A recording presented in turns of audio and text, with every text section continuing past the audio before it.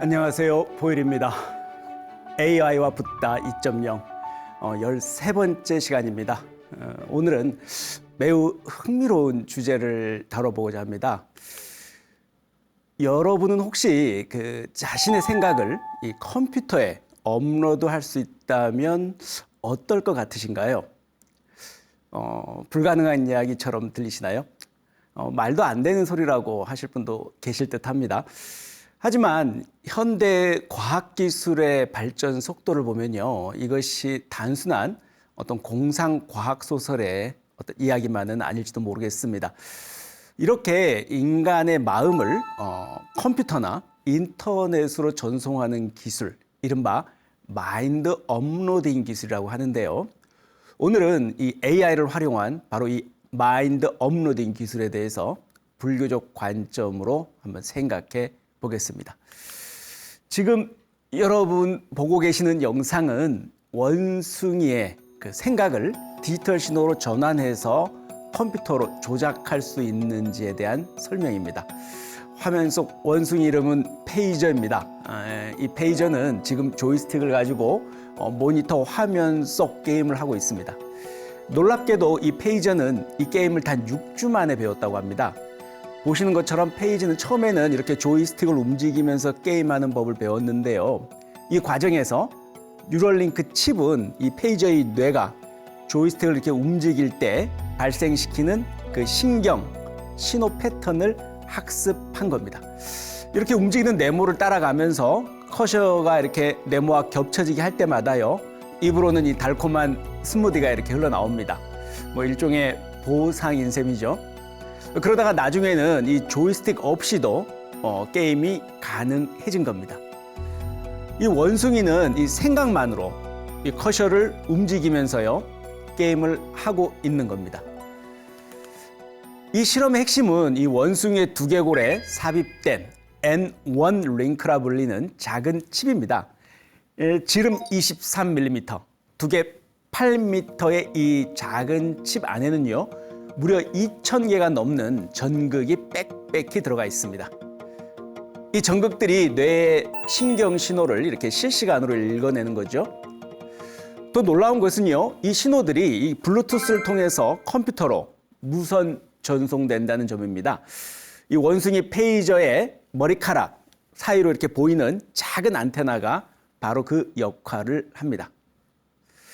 하지만 이 놀라운 성과 이면에는요, 우리가 이게 진지하게 고민해야 될 문제들이 적지 않습니다.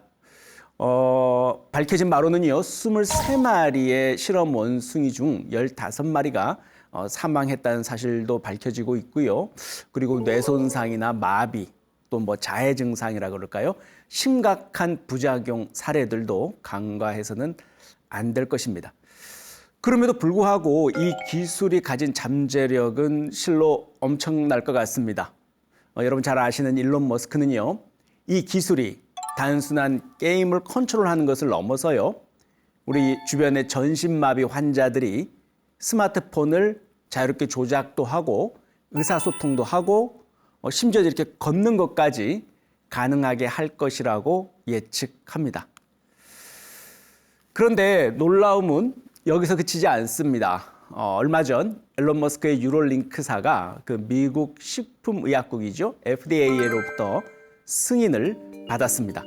인간을 대상으로 한 첫 번째 실험 승인인 셈입니다. 원숭이나 동물이 아닌 그 첫 번째 인간 뉴럴링크 이식 환자가 이제 생각만으로 컴퓨터를 조작할 수 있게 되었다고 합니다. 이 놀랜드 아르보라는 친구인데요. 불의의 다이빙 사고로 사지가 마비된 상태였습니다. 근데 이 놀랜드 아르보가 2024년 1월에 이 칩을 이식받고 나서요, 놀라운 변화를 경험했다고 합니다. 이 생각만으로 컴퓨터 마우스 커셔를 이렇게 제어할 수 있게 됐고요. 동생과 온라인 체스 게임을 즐길 수도 있게 됐습니다.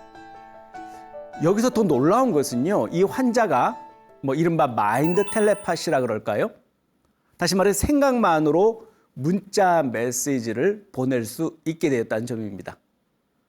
하지만 이것은 시작에 불과하죠. 일론 머스크에 따르면 이 기술이 전신마비 환자들에게 새로운 희망이 될 거다. 뭐 이렇게 말했습니다. 실제로 이 첫 번째 환자는요, 이 전신마비 상태임에도 불구하고 이제 자신의 생각만으로 디지털 세상과 소통할 수 있게 된 것이죠. 앞서 말씀드렸듯이 물론 이 기술에는 여전히 많은 도전 그리고 질문이 남아 있습니다. 뭐 안전성 문제라든지 뭐 윤리적 고려 사항들이 참 많습니다. 하지만 분명한 것은요, 우리가 지금 인류 역사상 가장 흥미진진한 기술적 혁명 그 한가운데 있다는 점입니다. 1초당 86자의 텔레파시적인 소통. 이것은요, 단순히 기술의 진보를 넘어서 우리 인간 소통의 어떤 새로운 지평을 열어가는 순간인지도 모르겠습니다. 이제 머지않아서요, 우리는 이제 생각만으로 서로 소통하는 세상을 맞이하게 될 것 같습니다. 자, 이제 뉴럴링크의 이 링크 시스템이 어떻게 작동하는지 잠시 들여다보겠습니다. 여러분이 상상하시는 것보다 이 기술은 훨씬 더 정교하고 놀랍습니다. 이 보시는 이 작은 원형 장치가 바로 링크 임플란트입니다. 이 동전만한 크기인데요, 이 안에 인류의 미래가 담겨 있다고 해도 과언이 아닐 듯합니다. 이 장치는 환자의 뇌표면에 이렇게 직접 삽입됩니다. 하지만 이제 진짜 마법은요, 이제부터죠. 이 링크라는 것은요, 이 머리카락보다도 훨씬 더 가는 특수한 실들이 있는데요, 이 뇌 조직하고 직접 연결됩니다. 이 실들이 우리 뇌의 신경 신호를 실시간으로 다 이렇게 읽어내는 기능을 합니다. 더 놀라운 것은요, 이 모든 것이 우리가 쓰는 스마트폰처럼 쉽게 제어된다는 점입니다. 이 환자들은 이 스마트폰의 전용 앱을 통해서요, 자신의 링크 장치를 마치 이 블루투스 이어폰처럼 간단히 제어할 수 있는 거죠. 이처럼 이 최근에 BCI 기술이라고 하는데요, 즉 뇌 브레인 인터페이스 기술이라고도 합니다.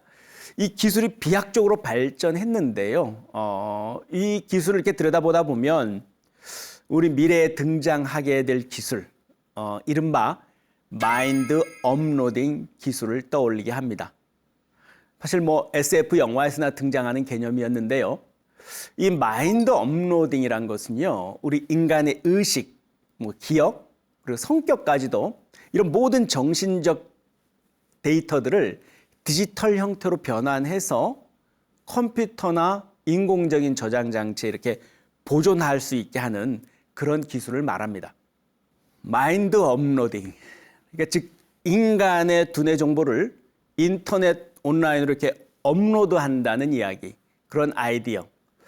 이것은요, SF 영화의 소재로도 사실 많이 활용되어 왔습니다. 오래전 1995년이죠. 이렇게 애니메이션 공각기동대에서 이런 충격적인 질문을 던지게 됩니다. 바로 나의 의식이 디지털 세계로 옮겨진다면 그 의식이 과연 여전히 나일 수 있을까? 뭐 이런 질문들입니다.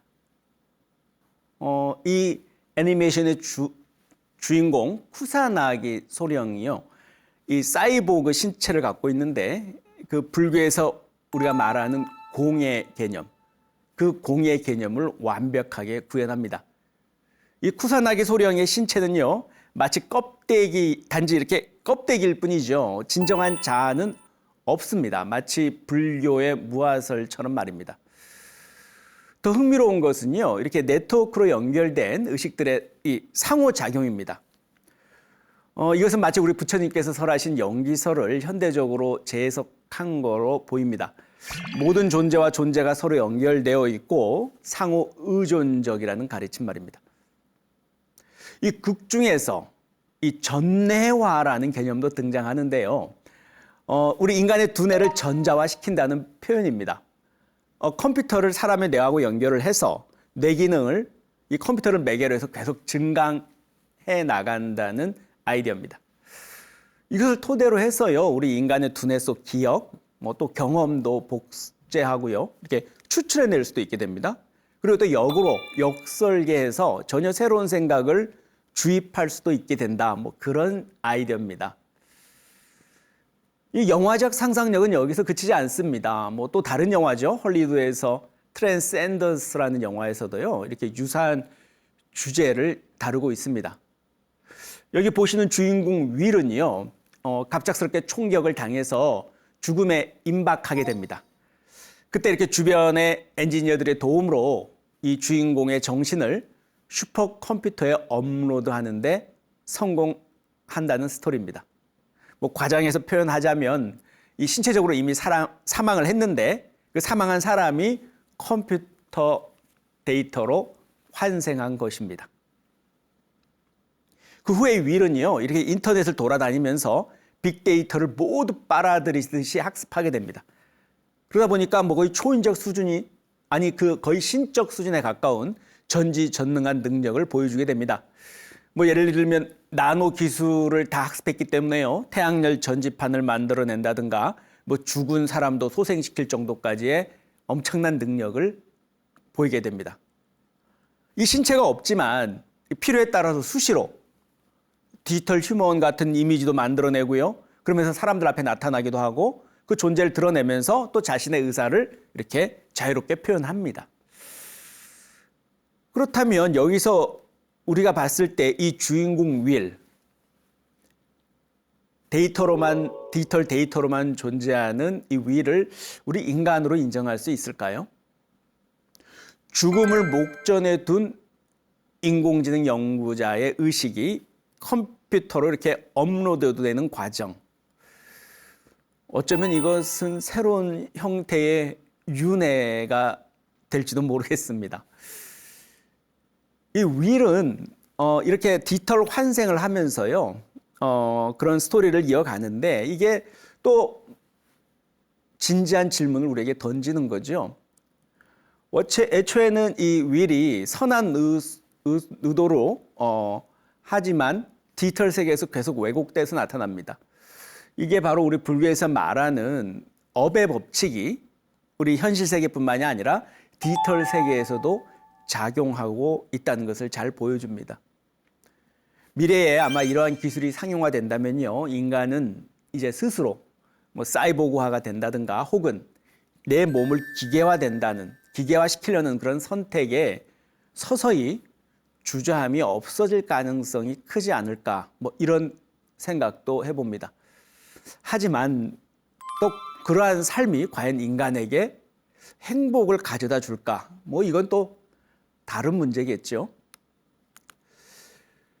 여기서 또 질문 한 가지가 또 떠오릅니다.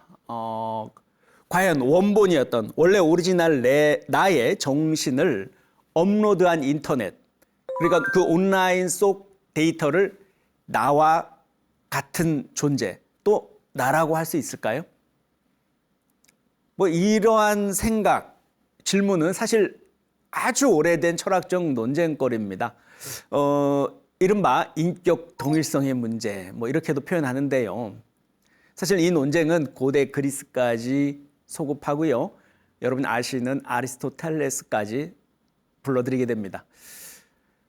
아리스토텔레스는요, 인격이 동일하다라고 주장할 수 있으려면 반드시 우리의 신체의 지속성이 필요하다고 주장합니다. 한마디로 우리의 동일한 인격, 내가 나라고 할 수 있다는 그 인격은 다른 데서 나오는 게 아니라 동일한 이 신체에서 나온다는 거죠. 정리해서 말씀드리면 신체 동일론, 뭐 이렇게 말할 수 있습니다.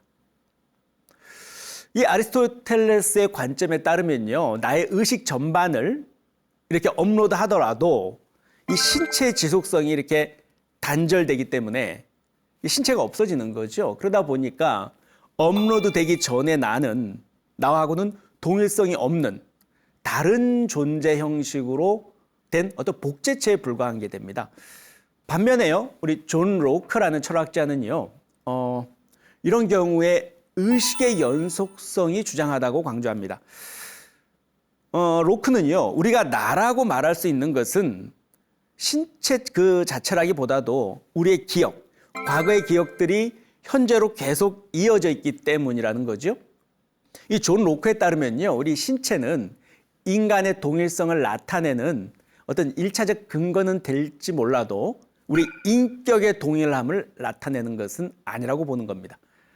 즉 인간과 인격을 이렇게 나눠서 보는 거죠. 그래서 심리주의 동일론이다 이렇게도 표현합니다. 이 관점에 따르면 인격의 동일성 판단 기준은요, 우리 신체가 아니라 심리적 지속성을 인정할 수 있는지가 중요해진다는 겁니다. 하지만 과연 그럴까요? 사실 이 두 가지 관점 모두 결함을 안고 있습니다. 우선 존 로크의 심리적 동일론은요, 인간의 신체성을 무시합니다. 하지만 그러한 관점은요, 결국 인간의 인격은 그것의 어떤 의식의 형태로 수렴하는 주체, 즉 이 신체에 기반해서 실현될 수밖에 없는데도 불구하고 그러한 중요한 점을 간과하고 있다는 거죠. 우리의 몸은 대사 적용에 의해서 끊임없이 낡은 세포는 죽고 또 배출되고 또 새롭게 대체되는 과정을 반복합니다. 한마디로 지금 나의 신체라는 것은요, 예전 나의 신체가 같지 않습니다. 신체는 생로병사라는 이런 무상한 이치, 다시 말해서 신체의 지속성을 기대한다는 것은 어떻습니까? 하나의 환상에 불과함을 그대로 보여줍니다. 하지만 적어도 이렇게 불교적 관점에서 보자면요, 생명은 몸과 마음이 이렇게 단순하게 결합된 게 아니라 이 양자가 상호 의존적인 관계 속에서 파악되는 고도의 통합체로 이해합니다. 쉽게 말하자면 신체와 마음은 따로 있지 않다는 겁니다. 사실 이러한 철학적 논쟁은 단순한 사변으로만 치부될 수 없습니다. 왜냐하면 오늘날 뇌 의식이나 인공지능의 자아와 같은 어떤 첨단 과학 기술이 만들어내고 있는 윤리적 문제, 이 문제를 고민할 때 중요한 통찰을 제공할 수 있기 때문입니다. 사실 이러한 기술이 주목받는 것은요, 다양한 이유가 있습니다. 하지만 무엇보다도 우리 인간의 겪게 되는 이 신체적 고통을 어떻게 하면 극복할 수 있을까? 또는 혹은 또 이 기술을 통해서 극복할 수 있을지도 모르겠다. 이러한 형태의 가능성을 엿보고 있기 때문이기도 합니다. 불교적 관점에서 보자면요, 삶과 죽음에 대한 이런 이해가 있잖아요. 이 불교와 이러한 기술적 접근은요, 언뜻 비슷해 보일 수도 있지만 좁힐 수 없는 상당한 간극이 있습니다. 결국에요, 불교는 무아를 얘기하는데 최근에 AI 기술 만능주의 혹은 유물론적 사유들은요, 사실 영원한 자아를 추구한다고도 볼 수 있습니다. 첨단 과학 기술을 통해서 영속적인 자아를 추구한다는 것은 다름 아닌 인류가 과거부터 이렇게 꿈꿔왔던, 어찌 보면 추구해왔던 불멸을 쫓아가는 그런 것들이 기술을 만나서 현대적으로 변주한 것에 다름한 게 아닐까, 그렇게 저는 생각합니다. 향후 고도화된 이 AI 기반의 마인드 업로딩 기술이 실현된다고 하더라도요, 그것은 자아의 연속성만 보장된다면 어떻게든 어떤 의지처든 어떤 유랑하는 일종의 디지털 유령 같은 존재가 되어버릴 수도 있다는 이야기입니다. 불교의 관점에서 이 마인드 업로딩 기술을 바라보면 매우 흥미로운 질문들이 제기됩니다. 부처님께서 설하신 연기법에 따르면요, 모든 현상은 상호 의존적으로 발생합니다. 그렇다면 이 디지털화된 의식도 연기법의 관점에서 어떻게 해석할 수 있을까요? 예를 들어 우리의 의식이 디지털 형태로 변환돼서 컴퓨터에 저장된다면 그게 여전히 나일까요? 우리 불교에서는 나라는 것이 고정불변하는 실체가 아니라 수많은 조건들이 상호작용해서 일시적으로 형성된 가합적 현상이라고 생각합니다. 불교의 무아설은요, 영원 불변하는 자아가 없다고 설명합니다. 그렇다면 이 디지털로 복제된 의식은 어떻게 이해돼야 할까요? 이것도 역시 단순한 복제물일까요? 아니면 새로운 형태의 존재라고 볼 수 있을까요? 이 마인드 업로딩된 의식은요, 원본과 동일한 인간적 정체성을 가질 수 있을까요? 우리 불교적 관점에서 보면요, 디지털화된 의식, 이 역시 무상하고 무아라고 할 수 있는 현상이라고 볼 수 있습니다. 다만 그 현상이 실현되는 이 매체가 다를 뿐인 겁니다. 이제 이러한 기술이 고도화된다면 이제 우리는 중대한 불교 윤리적 문제들과 마주하게 될 겁니다. 이러한 생각들은 사실 매우 깊이 있는 철학적 물음을 던지고 있습니다. 물론 이러한 질문들에 대한 답을 지금 현재 쉽게 얻을 수는 없습니다. 하지만 이러한 질문들을 통해서요, 우리가 의식이나 이 존재의 본질에 대해서 더 깊이 생각해 볼 수 있습니다. SF 영화나 애니메이션 속 등장하는 마인드 업로딩 기술. 아까 보셨던 원숭이 페이저가 보여준 것처럼요, 불가능했던 생각했던 일들이 지금 현실이 되어 가고 있습니다. 하지만 우리는 더 큰 질문을 던져야 할 것입니다. 이 혁신의 속도, 그리고 우리의 윤리적 책임. 우리는 어떻게 이 중도적 균형점을 찾아야 할까요? 이 질문에 대한 우리의 답이 바로 인류의 미래를 결정할 것입니다. 오늘 함께 해주셔서 감사합니다. 성불하십시오.